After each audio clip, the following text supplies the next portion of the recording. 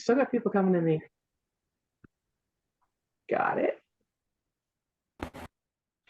Okay. Hi, everybody. My name is Judy East. I'm the Bureau Director for Resource Information and Land Use Planning at DACF in Maine. And this is the first of our planning webinar series. I'm going to be asking everybody, I'm going to give it a few minutes to introduce themselves, but I'm going to ask them to use the chat just because we have a lot of people. My focus today with this webinar is going to be the growth management law. A bit of a history and what's happening lately. But I'd like to give an overview, first to the purpose of these two purposes of this webinar series. With the extremely welcome increase in the number of planners working in Maine in the last couple of years, there are a lot of individuals who are new to the profession, either recent graduates or have shifted roles or are new to Maine, may understand planning law very well, but new to Maine. And then I also know that there are individuals providing technical assistance to Maine towns who really don't have professional planning experience or training.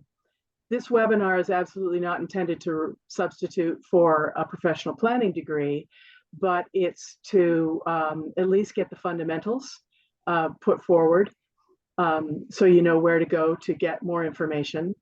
And then an equally important purpose of this series is to do networking and relationship building and mentoring, especially. I see some old guards. Christine, I'm really glad to see you. And Joan, and a couple of others who have been operating LEJ in this space for 20, 30 years, and then people who are new to the game. So I would really encourage you to use the chat as we go through, as questions come up, and to identify the people who you can call upon for more information and examples of how did you deal with this? How did you deal with that? So to start with, one of the reasons I've waited here for introductions, we remember with chat, if you came in right now, anything in the chat, you're not going to see that was in there 5 minutes ago. So what I'm hoping for is that now going forward, we're all here.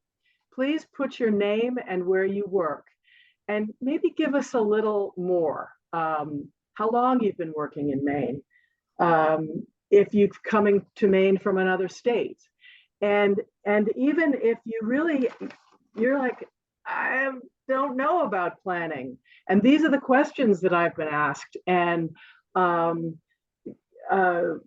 the kinds of technical assistance I've been asked for, because I guarantee the questions that you've been asked, the rest of us have been asked at least once over the years. And the whole point here is for you to get support from this professional network. Great, thanks, Jim. And also, given the fact that many of us are new, let's use acronyms as little as possible. I will try as well. Guilty myself. Okay, so let's get into this. What I'm going to do for the overview here is to give you a sense of the statutory. It's the overview of the statute, the timeline, some of the controversies associated with it, the need for reform as things have changed. This is lovely. I'm seeing the chat just flash through with what people are. Oh, this is great. Perfect. Thank you. And we're going to capture this chat as well. That's one thing Avery's going to do, and we'll share that. So keep it clean. We'll also take a look at some of the insights that were provided in the 2023 evaluation of the growth management program. And then I'm going to give you some headlines about rulemaking that we've initiated into the comprehensive plan review criteria rule. So statutory references are peppered throughout all of this. You're going to have a copy of the presentation, so don't worry about taking notes. In a nutshell, the growth management law governs the preparation and adoption of local comprehensive plans and the ordinances to implement them. A very common misperception is that you must prepare a comprehensive plan. That is not true. It has not been true since 1991. We have long memories of things we don't like. But however, it does require every community that regulates land use to have a comprehensive plan. So in somewhat less plannerese language, you got to have public policy to back up regulation. And your comp plan is your public policy, and your ordinances are your regulations. To be found consistent with the growth management law, a comp plan must designate growth and rural areas. There are exemptions Judy, for Yes? are you meant to be sharing slides? No. Yes, I am. But it's nice seeing all your faces. And I'm very sorry that I didn't share my slides. I will do that right now. Oy.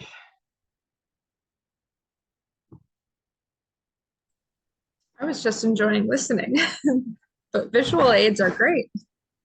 Okay, so boom, that was my introductory slide. I told you all about this. We want a network. There's my overview. And this is the slide that I'm on.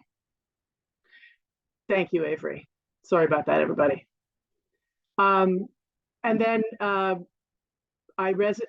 mentioned growth in rural areas because they're fundamental to the Act, and also LD 2003, last year, that was passed, allowing up to 4 units of housing on a lot that allows residential uses, targets growth areas. So taking a look at some of the specifics within the Act, obviously there's definitions there. There's definitions actually all over the Act, which is one of the problems in statute, because definitions are peppered all over the place, but we won't go into down that rabbit hole.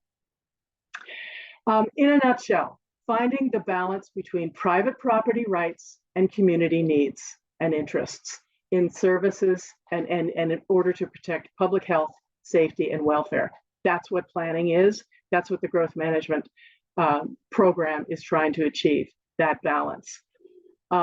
There is a statement of purposes and goals, essentially orderly growth and development, efficient use of public services, promoting job opportunities and economic well-being, and protecting and also promoting decent housing and protecting the whole laundry list of resources: water, natural resources, marine, ag, forestry, historic, and then also to plan for sea level rise. That's in there in the state goals.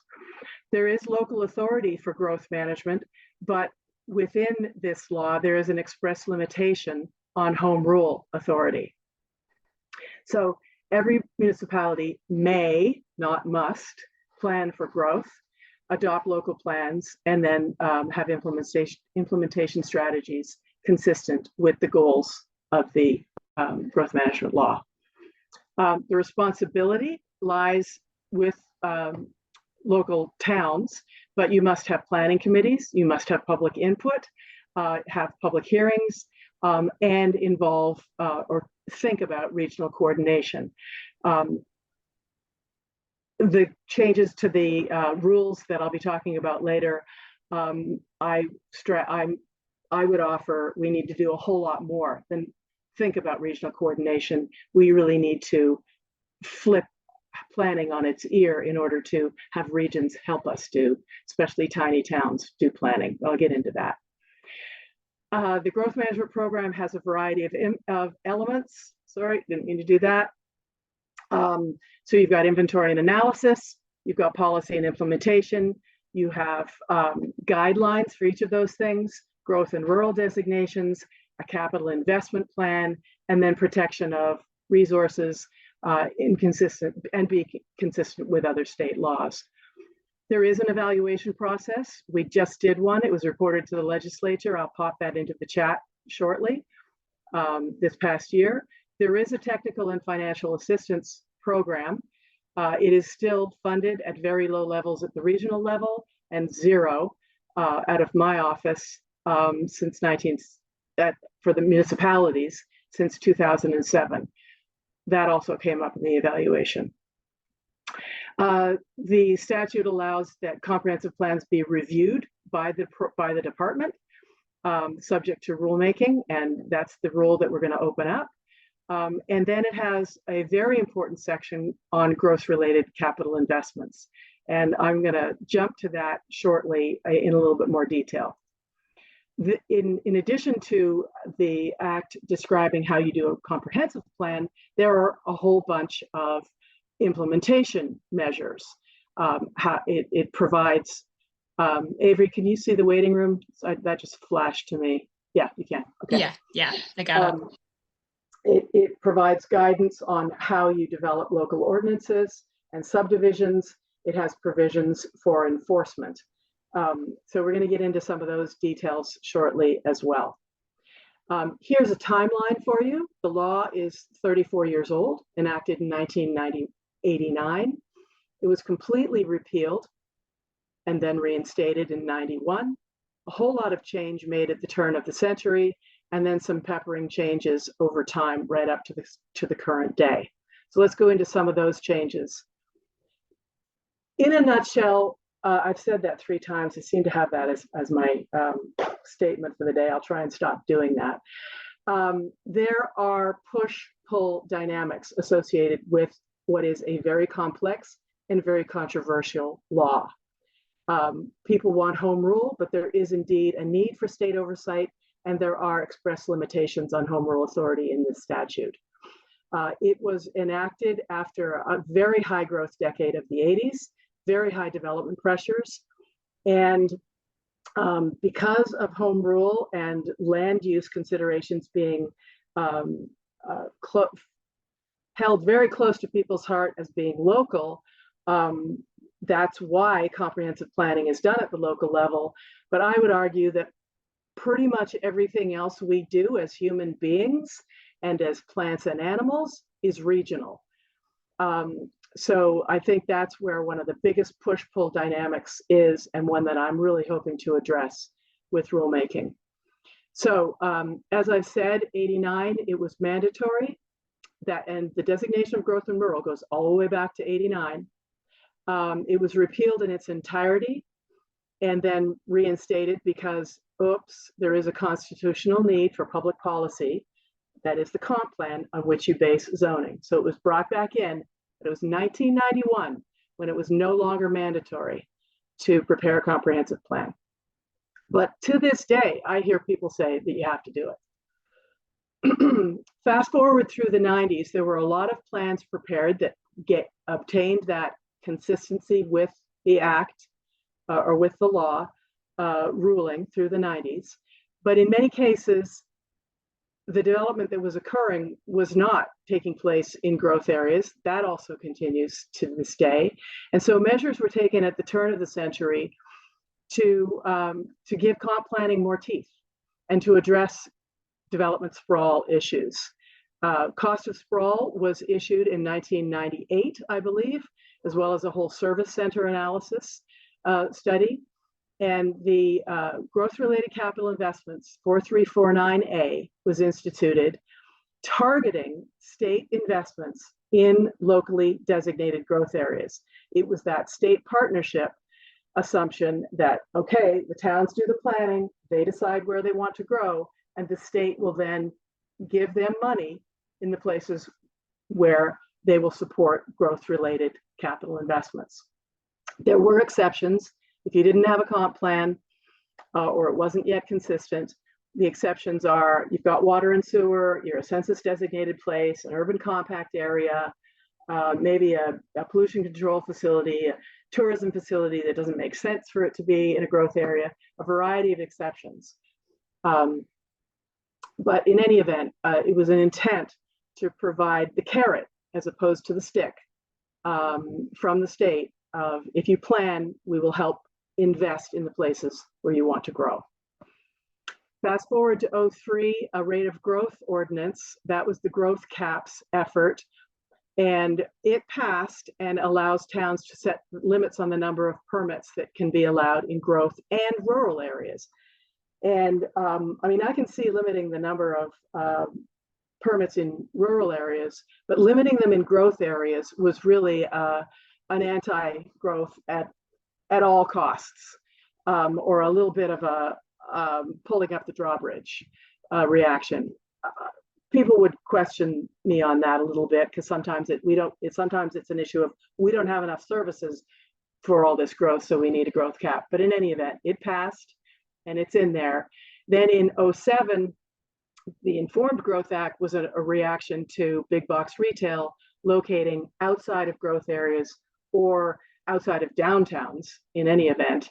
And it allows municipalities to prepare what was called a comprehensive economic impact area study, or to require that of big box retailers before it is approved locally.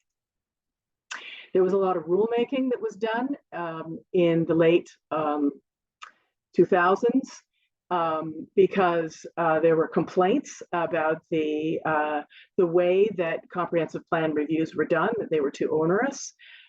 It shifted in the rulemaking, the focus to the future land use plan. There was this checklist provided.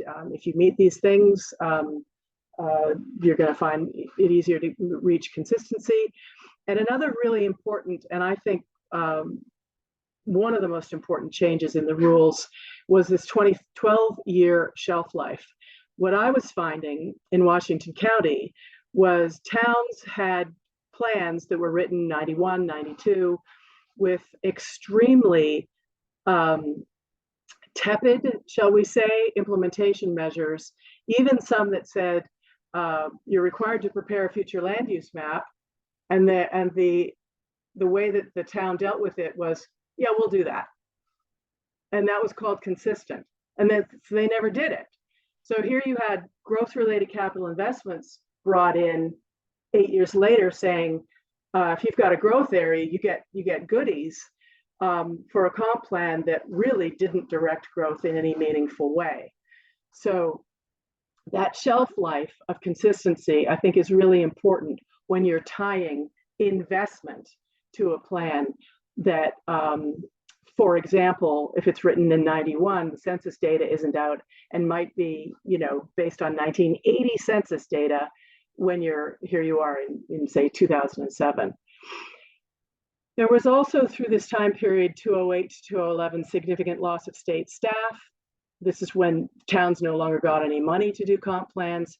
And then since that time, there's been an erosion of state agency implementation of that growth-related capital investments. So again, this came up in the evaluation where individuals said, we spent all this time preparing a comp plan because we thought we would get preference points in grant programs, and none of the state agencies are playing by the rules.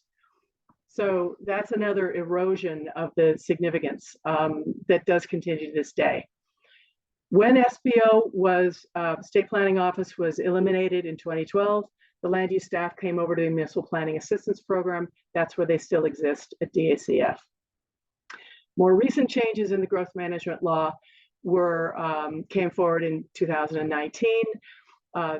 There has been and continues a very strong age-friendly community movement with excellent guidance from AARP, efforts to improve the ability to develop downtown by reuse of upper spaces, reduce onerous parking requirements, and then sea level rise issues were brought in 2019.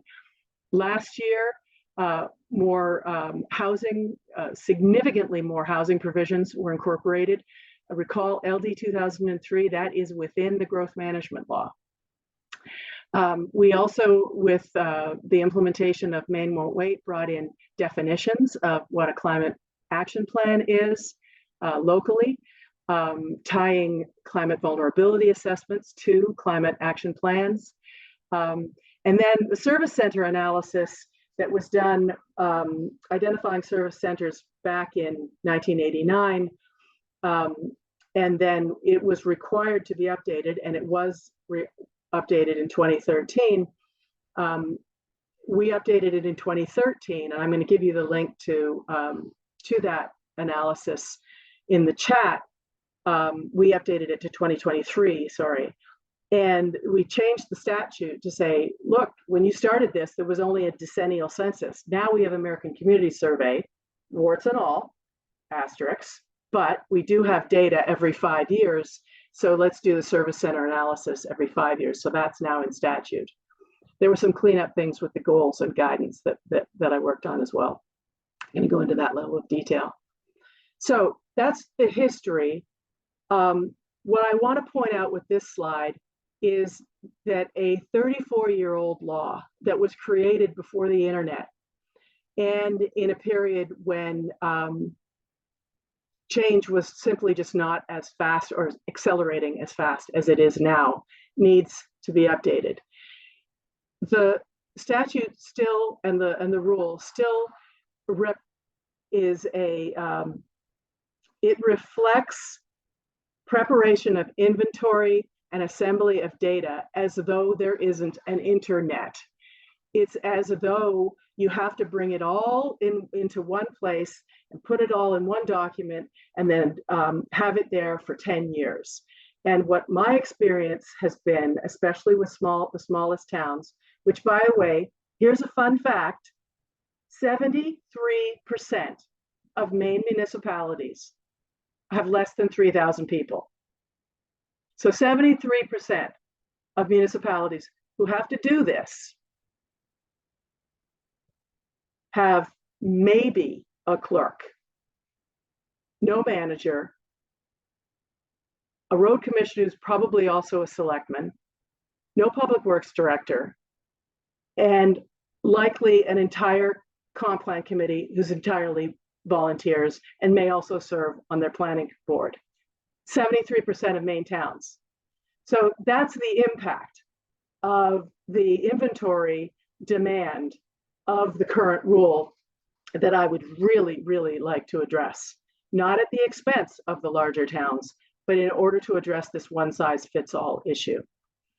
The state review process itself, I find, because of whether it's the checklist, whether you use it or not, because of the focus on inventory, there's an opportunity cost when you have volunteers of public involvement and a focus on policy. That is another thing that I really want to address. And then the fact that you're required to create maps that are static. It's a static snapshot in time when it needn't be, when we have extremely robust map viewers available in real time and with up-to-date information that you needn't refer back to a decade-old map. So the evaluation, this again, out of the statute, I'm not going to read all of this, but just to hit the highlights, we in our evaluation are expected to determine the effectiveness of growth management in achieving the goals of the statute. We're trying to make it as quantifiable and practical. We're supposed to look at state and regional trends in development patterns. We need to examine we need to include the public in our evaluation. And we're asked to compare towns who have gone through this process and whether growth has been affected versus plans who haven't. And then finally, how is the state's financial commitment to growth management played out? So let me go into now the evaluation and what we found. Let me just open the chat for a second. There's a couple of things I wanted to pop into the chat and I'm not seeing it. Just get it up here. And links for the chat. Service center analysis, the program evaluation, the criteria rule. I'm popping in there right now so I don't have to break up this again. Boom, because I wanted you to have all of those things available to you. Okay, so the evaluation that we just finished last January. The three criterion we used were development tracking, capacity or activity, who's planning, and then state financial commitment. For each, we did an analysis and then recommended what we came up with for our findings. I would say it was broad consultation. There were over 90 people who contributed. Thank you to everyone here who did. Is 90 enough? I don't know. 2013, there were 13 people who contributed. So I think 90 is better than 13. It's always better to have more. But if you look at the pie chart, a goodly proportion were municipal representatives. And I think that's an important metric in terms of who contributed. So what did we find? In terms of development tracking, the way we do it is inadequate, insufficient, and incomplete, in 3 words. The way we've tried to do it in the past is to detect the change in impervious surfaces and where building locations are. We've also looked at new electrical service connections. They are both flawed in several ways. The detection of impervious surfaces was started and stopped in 2013 with lack of capacity. The number of building locations data sets are extremely difficult. I'm sure a lot of you know why. I'm not going to go into why, but we don't have a good data set for building locations. So a surrogate for that was electrical service connections. And the graphics that are up here are intended to convey 2 of the problems with electrical service connections. One is we're only getting data from the 2 big utilities, so that misses out all those other little utilities that are listed there. So this is an old map. It says Bangor Hydroelectric. Fast forward to Emera. Fast forward to, what's it called now? Versant. It's Versant. Thank you. Versant. So looking over on the lower left side, map on the left is 2010, and then you go to 2020, even the data that we're getting from what was Bangor Hydro, then was Emera, now is Versant, is different. So how can you track development over time when the data that you're being given from the utilities is incomplete and not the same over time? So some of the things that were suggested in the evaluation was a statewide data set of building permits. Wouldn't that be ideal? Larger cities like Auburn commented that they can do this within their own boundaries, and that larger cities, they have digital parcel maps and GIS staff who can manipulate them. So a statewide data set of building permits is infeasible. I'm not giving up on that idea just yet, and we'll get into why in a minute. Another issue is that not all communities have digital parcel maps. Most don't have GIS capacity to manipulate them, and there's no statewide parcel coverage either. And if some would argue, yes, there is, I would say, yeah, but it's not maintained in any comprehensive way as parcels are changed and subdivided. So what this highlights to me, it's not feasible, nor is it necessary for the state to assemble all of this data. Regional building permit tracking in high growth counties may be possible with cooperation and additional funding at the regional level. GIS mapping for many small municipalities is almost always efficiently provided at the regional level. And the patchwork and variability of parcel mapping accuracy, that's a significant issue. That goes way beyond the scope of what I'm talking about today. But addressing that would contribute significantly to the success of tracking development on a statewide basis. So here are some of the recommendations that we put forward. First, to reach out to all the electrical utilities, not just the 2 big ones, to complete a statewide coverage. Assemble that statewide coverage, and also one of locally designated growth areas. We don't have a statewide coverage of locally designated growth areas. We need to collect and organize data to support the assessment of land use change. We need to provide technical assistance to regional and municipal users to actually interpret that data, and to develop online map viewers to allow non-GIS users to access development trend data. There are some research, some national and regional data sets that we could use. I'm very happy to announce that we have now filled the planner positions that we got in the budget a couple of years back. Carl Epic is the new Maine Municipal Planning Assistance Program Director. Abe Daly is our new senior planner, and Ashley Gamache, our new planner. Both Abe and Ashley have extensive GIS experience, which we did seek, and we'll be using their skills to address some of these data recommendations, development tracking recommendations. One thing that this slide highlights in terms of analyzing who is planning, I'm not going to go through all of these numbers. A lot of towns are planning. They have been since 2011. They continue to. 123 communities have received data sets. Data sets, warts and all. I'll go into the data sets in a minute, but within the 58 of which have an expired consistency finding. So there's a lot of planning activity that's going on. People are interested in doing this. I've already mentioned what I see to be a problem with an overfocus on inventory. In the evaluation, that came out over and over and over again. That overfocus comes at the expense of the local energy that is needed for policy and implementation, results in burnout. And it's not just at the local level. The state agencies have to generate all of this data for municipalities as well.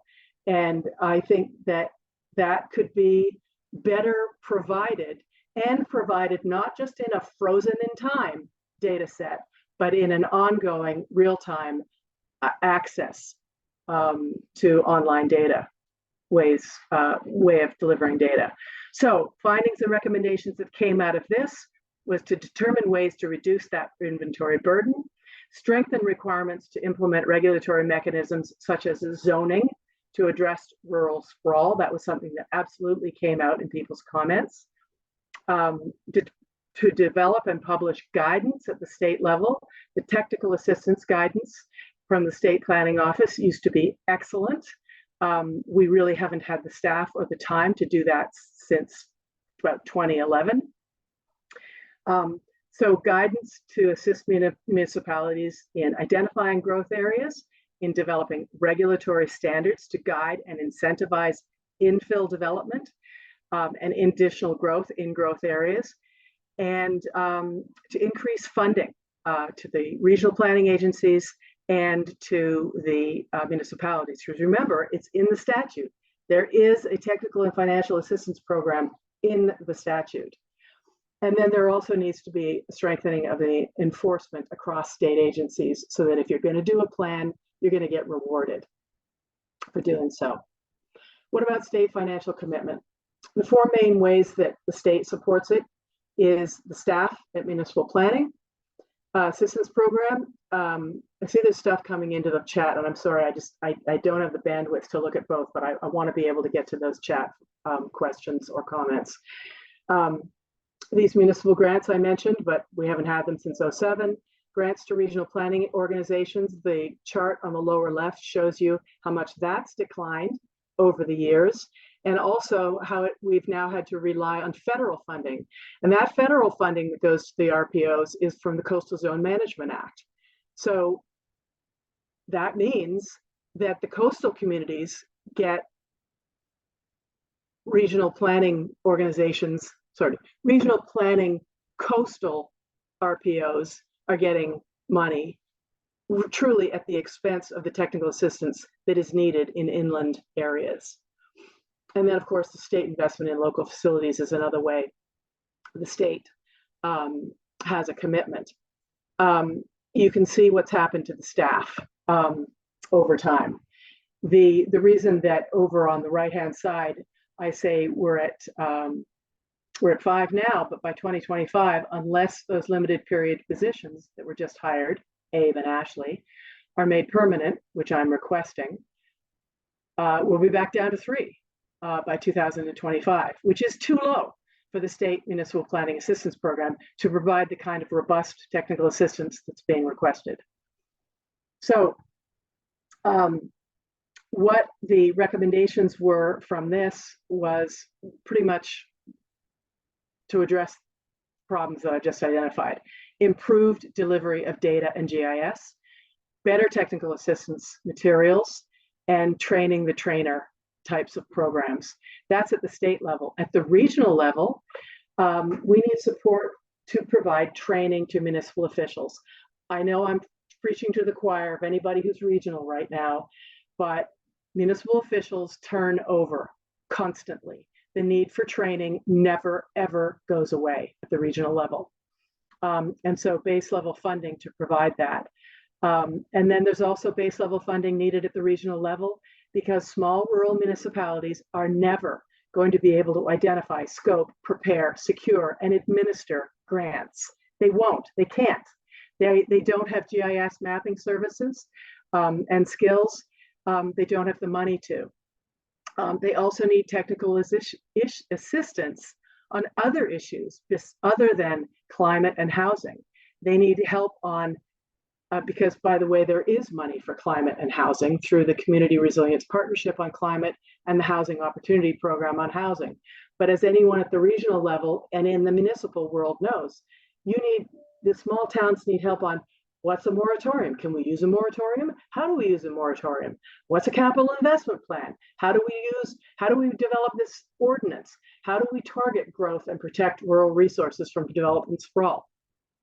73% of Maine municipalities, less than 3,000 people, need that help.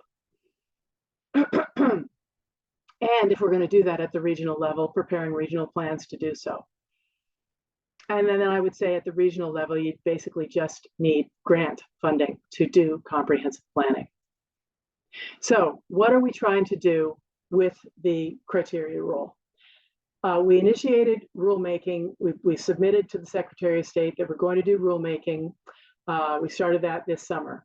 It's an 8 to 9 month process at least. We've started drafting within the department, and we anticipate outreach meetings to review our concept drafts. And this is just outreach. So what do you think? Let us know, we'll revise. These are not the formal public hearings that are required of any rulemaking process. We're not going to put something out and go straight to a public hearing. We're definitely going to have, this is what we're thinking. Does it address the issues? Does it not? And we will adjust accordingly. This one-size-fits-all issue was on practically every single lip of people who commented on the growth management program evaluation. We want to allow and encourage a significant increase in regional plan preparation to address regional issues. And when I say that, I mean economic development, workforce movement, habitat and open space conservation, ag and forestry, housing, recreation, transportation, waste management, emergency management, healthcare, education. I'm at history. I'm at 12 points that I believe we operate at as human beings at a regional scale. And for those 333 towns, less than 3,000 people, they should be able to get those things addressed at the regional scale and then focus their time on what is strictly local: land use, local facilities, and fiscal capacity. And I would argue that that would reduce the burden and address the one-size-fits-all issue for 3/4 of Maine municipalities in a significant way.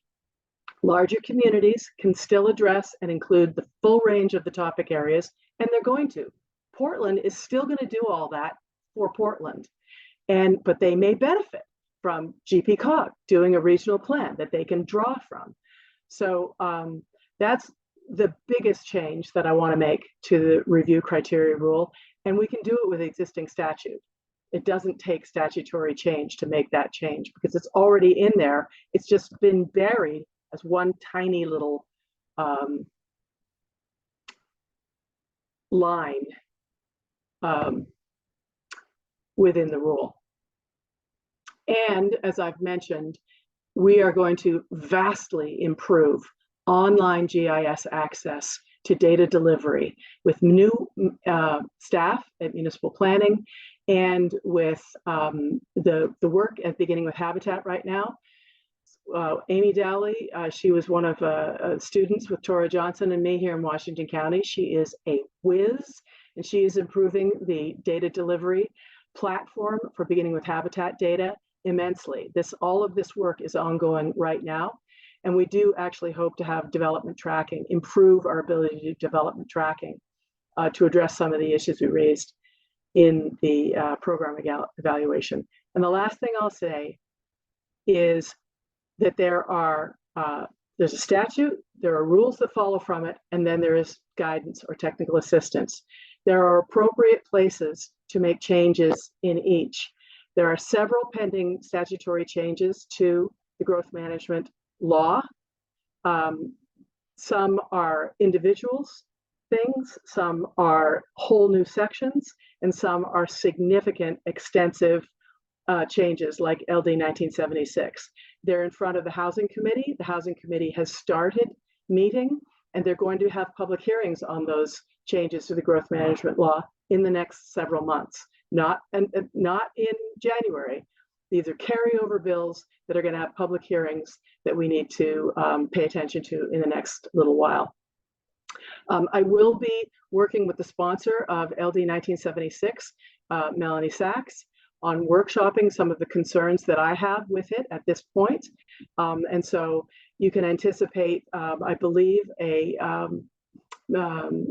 Representative Sachs is looking to do a sponsor's amendment to address some of those concerns. So watch for that one if you have concerns about it, because it's a very big change to LD 1976.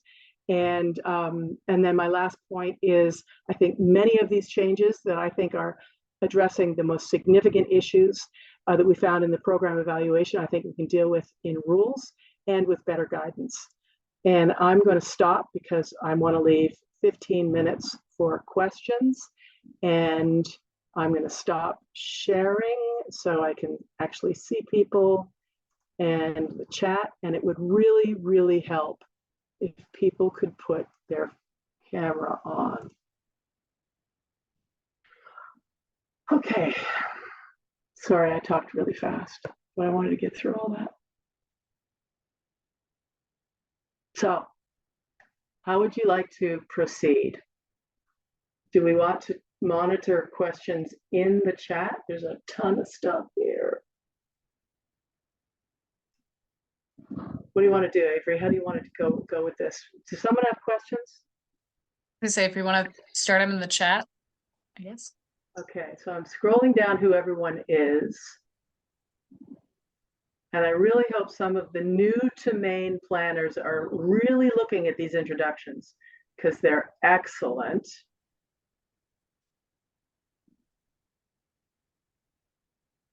And I'm just trying to find a question. I think they're mostly introductions, Judy. I don't think there's any questions in there, unless I missed something. Thank I you, don't see a question, Judy, but I think that Jen Boothroyd had an interesting comment. Okay. It's the very last comment added. Oh, I love these intros. This is great. Okay. So there are the links I wanted you to have. You want me to just summarize? So I was responding to Lee J's comment about how so many of the committees hang on the inventory, and that was my experience too. But just kind of as a reminder to everybody, like the inventory is what those local people who live in those towns bring to the table. It's what they know, and it's the only thing they know, often in a really frustrating and kind of intimidating position. And many of these towns, especially the 300 and something that Judy just pointed out, like they don't have much money for planning, and so they know that they can do these little inventory bits on their own, and they don't have to pay you know, a consultant or their planning commission. They can take that out of their negotiation. And so what I'm really hoping is that some of these lesser experienced or newer to Maine planners will kind of get from everything that I just said and that Judy just said, is like, so this has been a real roller coaster in the last couple decades, and many of the municipal people who are all on all of the same boards and they rotate through because these are small towns, have been living through this for 2 decades now, and they have, you know, seen money come and go. They've seen it come and go with administrations and cycles and all. We have a regional planning commission now. We don't have a regional planning commission, and it's terrifying and frustrating, and they don't know what to believe anymore, and they don't know what's the current practice now. And so just go into this knowing that these towns have been through a lot, and they're going to be hesitant, and they don't have any money, and they don't know where they can get money, even though now you can get money. So just go to the table knowing all of that history, because they're going to come to the table knowing all of that history. I'll mute. So I see Jeb with his hand up. Yeah, I thank you, Judy. I thought that was a great presentation. I'm amazed at all these years I've been here. I don't know anything compared to you, but the exciting part for me, being a techie, is the idea that we're going to see more interactive information, real-time information online, and I think that would be so much more useful. I think it's good to go through the inventory and analysis process, but the product in the end isn't that useful. Whereas if we had these maps, these interactive data information sources online to turn to, they could be real time. And so when we actually go to writing an ordinance or making a decision, we've got up-to-date information instead of something based on 10-year-old census data that's now 10 years old also. So Right. if you've got someone, a whiz-bang in Augusta doing that, I'd love to see some of that online for us to evaluate and put to use. Well, absolutely, Jim. And is Ashley here? I haven't seen Ashley. I think Ashley Gamache, she just started. I mean, are you here? Great. Within 2 weeks, Ashley had developed and showed us just this past week an interface that she's got under development for delivery of some of these base maps in real time using, what's it called, Ashley? It's not Enterprise, it's No, I'm using Experience Builder. Experience Builder. So, I mean, one thing we can do as a next step is to use one of these webinars, and I'm not going to take the next one away from Lee J because he's going to do subdivision, but we can use one of these webinars to demonstrate the web viewers that are under development. Especially the beginning of Habitat is a little bit further along than we are, because they've created some pre-made, what's your town? What do you want to see? What do you want to turn on? What do you want to turn off? And then print, boom, and it's formatted, and then you can change things and add things. And so it's very, very helpful for a non-GIS user, or for a GIS user, or for someone with a little bit of help, say in a small town. So there was another point that I wanted to make. I make almost daily use of the National Flood Inventory maps. The state's got and you can measure, you can get latitude, longitude, you can get area of things. And I've put that link out to all of the towns in Hancock County because you can use it every day if you're a town manager. Because people come in and want a permit, and you say, was it 75 feet from the stream? And you can measure it. It's well, the other thing that what you said made me think about is the way that the criteria rule is written now, especially for transportation, and then the way the data is delivered from Maine DOT. It lists, all the things that you need to include, and then they provide a lot of them. Sometimes a spreadsheet is exported to you as a PDF, like that's useful to anybody, and all of it is on the map viewer that they already provide. So why do we have a great map viewer and then in the criteria rule require that we give you all of this stuff as a static piece in time that, by the way, the rule also says is only good for 2 years. And if you don't get your comp plan done in 2 years, you got to get it all over again when it's all online in real time. So those are the kinds of things that I want to change and improve upon. And I think that would really reduce the burden on all towns.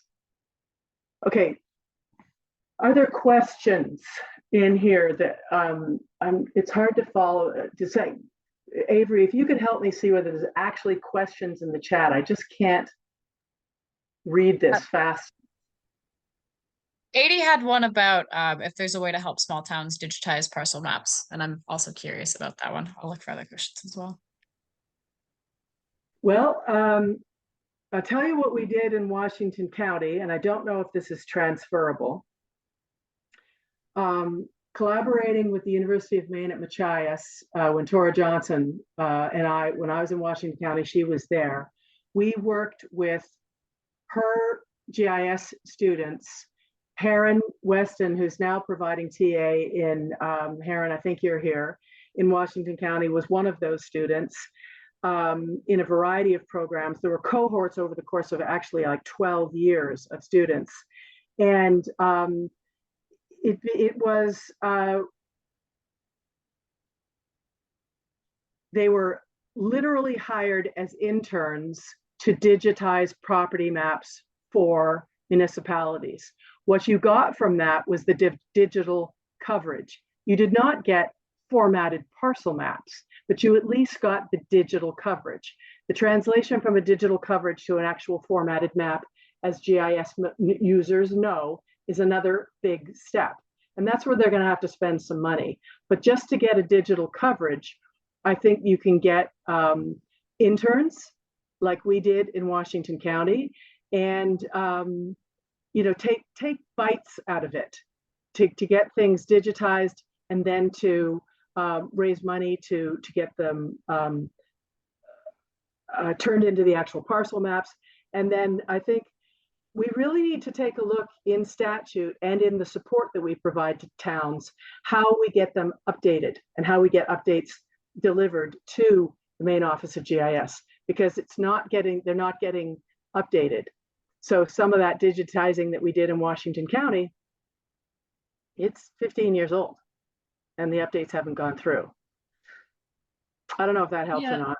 Yeah, I guess sort of a follow-up question to that is do you think that's the possibility of the state helping fund some of this work for small towns to kind of catch them up? Because my understanding is it's a pretty expensive process, but is also kind of important for catching Maine up to this century, I guess.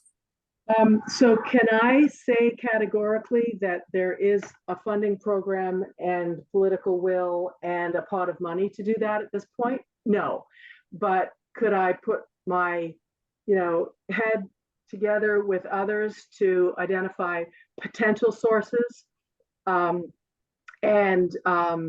If there are none, then budget recommendations and rationales for a proposal. Yeah, we could go there.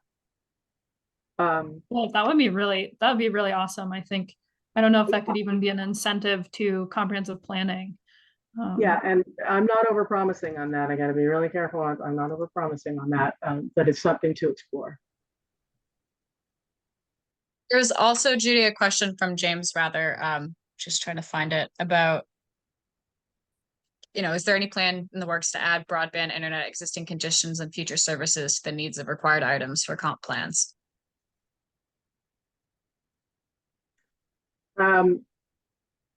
You mean in terms of what's required to be mapped in a comp plan? Yeah, Judy, the reason I ask is we're doing a lot of work with the MCA, Maine Connectivity Authority, around broadband planning generally. So areas that are like service deserts, or areas that already have built out internet, and how they can get high speed fiber optic. And of course, at the present time, comp plan, the inventories don't require that be in there, but certainly it's something that communities are thinking about when we're out there talking to folks in the region about their internet service, that there's a desire to get better service. And at this point, with it being sort of a public good in a way, that the internet's becoming a bit of a public good with the MCA's involvement, that it just seemed like it would make sense to have it in there somehow. I completely agree that it does make sense to have it in there. The balance is adding a required element, but also adding a way that you get it.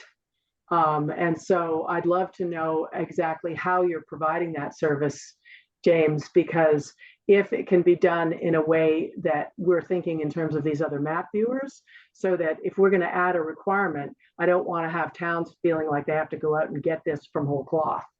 So I'd be very interested to know more about what mapping is there before requiring a tiny town to do it. There's Make a lot, sense? there's existing Not- mapping, but it's not, sorry, I was just gonna say, it's not, the mapping that they show is not necessarily what's actually there. So the data that goes in is not providing decent pictures of what's really here as far as broadband. So that's a hard one. I think that's a fair statement, Jen. I remember doing this kind of broadband and cellular mapping in Washington County all the way back to 2005. And you'll get very rosy pictures out of, say, Spectrum at the time, Time Warner, about, we provide internet all over here. Well, yeah, you do, but you don't really. Right. So yeah, there's an issue there. So just real quick, internet is required under the current Chapter 208. Oh, okay, thanks, Tom. So it's calls out internet. It in the analysis it lumps it in with telecommunications, and just are there issues, are there discussions? Please discuss, and then required elements as far as like it's just availability of three-phase power, internet, including broadband and cable within the community. So it's there. Okay. So it's another one of these things where it's already there. Let's figure out a better way to deliver it, you know, which is true of beginning with Habitat, which is true of Maine DOT. So good point. Avery, I'm not able to follow these questions. Have you got another one for me? So Max Martin, are there any regional capital improvement projects that you are aware of that intersect with the growth management law?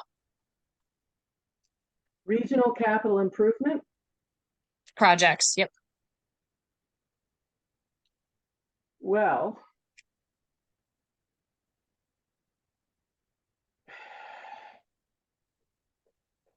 I mean, interstate extension of Highway 395, I would call a regional capital investment. And that's affecting multiple towns. Is that what you're getting at? Three-ring binder was clearly a regional capital investment, and then build out of that. Am I getting at your question? That's fine, and I wanted to thank you for the presentation. Max Martin, the Development Review Coordinator in Portland, Maine City Hall, and a lot of my previous intersections were with kind of environmental challenges, so I'm following the PFAS, the coastal sea level rise, some of these. I don't know, I guess I'm always curious on optimizing some solutions to those challenges, recognizing Maine is very much, you know, recreation tourism based and nature tourism based, and some of those things that, I don't know, I'm just following some of the synergies, but we're at time here, so don't feel obliged to get into a protracted discussion on that. And thank you for the presentation. Okay, sure. There's one more, but I also just wanted to take a moment. I put both a contact information form and a survey of future workshop topics in the chat. Please fill that out. We'd like to get an email list going and then have some input on our future workshop topics. Judy, do you want me to read another question? Yes, please. I'm just so thrilled how much is in the chat, but it's like, it's going over me like a tidal wave. So yes. Michaela Jordan was curious if there's any examples of smaller towns sharing planning and public works engineering staff in order to save costs, but still get professional services. I'm sure there's a lot of examples. I can give you a couple that I'm aware of. In two small towns in Washington County, Perry and Pembroke, they share equipment for road maintenance. They have some combined, we worked on a combined ordinance for shellfish management. I know up in, and we also did a combined comprehensive plan. That's a whole other story. Up in Aroostook County, Chapman, Maple Hill, and I can't remember the three. If someone from NMDC is here. Chapman, Mapleton, and Castle Hill. Thank you. They share a town manager, I believe. Whether they share an engineer, I'm not sure, for public services, but I do know that Perry and Pembroke have done a lot of public services, especially around roads and so on. There are towns, Jonesboro and Rock Bluffs, I know, share a fire department. There's mutual aid agreements all over the state. I'm sure that actually, if there's people who know, and good, Lewis Cousins has added some on. If people are answering this question better than I am, throw it in the chat. Again, that's the whole purpose here, because I've got, my experience is Eastern and Northern Maine. It's not, I'm sure there's lots of other stuff in Western and Southern Maine. Yeah, so there's some good stuff coming in here. I think that's it from what I've seen for actual questions. I mean, there's some really good comments and thoughts in the chat that I'll save and send out, but I think that's it for questions. Yeah. Well, Actually, I have one more question. I know we're running over, but something I've been thinking a lot about is, and maybe kind of goes along with the having a regional aspect to comprehensive planning, but the idea for especially rural areas to have growth nodes as opposed to every town having their own growth area. Because I really wonder if each town having their own growth area, is effective in combating rural sprawl, or if we could just like focus growth in regions in the county that are, towns specifically that are more growth forward and have town services and capacity to sustain or build growth. And I know that the growth management rule, I think it is, I talked to Joan a little bit about this. I know it has the ability for towns to kind of opt to have a growth area exemption, but it sounds like something that hasn't been used that much before, and it's yeah, I wonder if we could sort of reinforce that, especially in the really rural areas of directing growth elsewhere for towns that just aren't ready for it, even if we start to get them to think about growth in the future, I guess. So excellent point, Addie. And yes, there is the growth area exemption for tiny little towns. I've been through that with one town, but Tom, help me out here. Is it the statute or the rule or both that already allows for designation of growth areas that serve one town, multiple towns? That's already there, isn't it? It's in both. It's in the statute, and the statute is almost copy and pasted to the very end of chapter 208 on the rule, the very last page of 208. And we do see more than you might expect as far as in comp plans, growth area exemptions. I mean, as many as maybe 3 in the last year. I had a call this week. Town of Penobscot's not going to be doing a growth area. And it's fairly easy to achieve. It's not some very small towns, even with a crossroads, can still achieve that if they wanted a growth area exemption. Yeah, there's 3 criteria in there for when you can achieve one or obtain one. So one thing, we said this would be an hour. We're already 7 minutes over, so I want to respect people's calendar. In the survey that Avery posted, if there's things that you want to dig into more or hear about more as a result of what we've talked about today, please put that in the survey. If the survey doesn't lend itself to you saying that, then send us an email. We want to make these sessions as useful as possible. There's also a spot in the survey if we've missed anything, any topics we didn't cover, and then anything else you want to share. So. Oh, good. You put the survey in there again. I'll even put the contact list in again.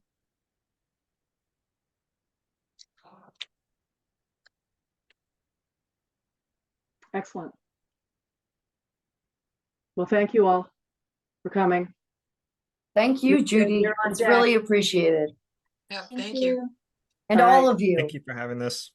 Yeah, thank you so much. Looking forward to the next one. Enjoy the last